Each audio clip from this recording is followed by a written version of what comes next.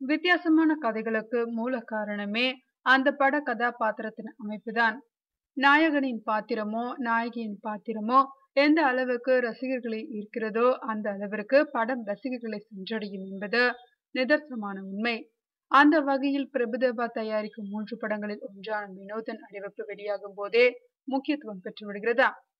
இந்த படத்தை பற்றி அறிமுக இயக்குனர் விக்டர் ஜெயராஜ் கூறும்போது, பொதுவாக தமிழ் படங்களில் மன ரீதியான கதாபாத்திரங்களை பற்றி விவரிக்கும் போது, அந்த கதாபாத்திரங்கள் சரியாக சித்தரிக்கப்படவில்லையே என்ற மனக்குறை என்னிடத்தில் உண்டு.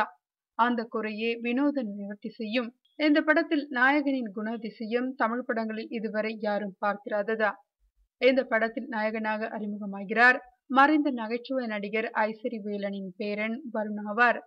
முறையாக எல்லா பயிற்சிகளையும் பெற்றவர்.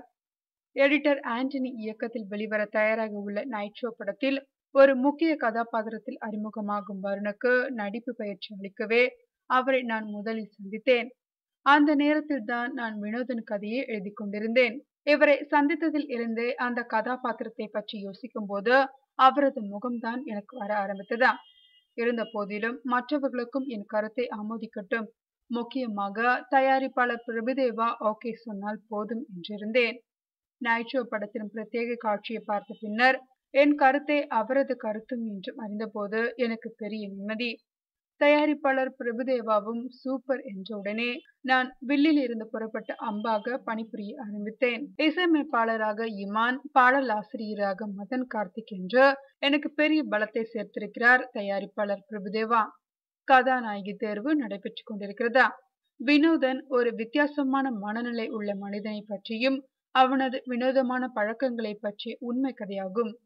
வினோதன் படம் மூலமாக என்னை இயக்குனராக உயர்த்திய பிரபுதேவாவுக்கு நான் மிகவும் கடமைப்பட்டிருக்கிறேன்.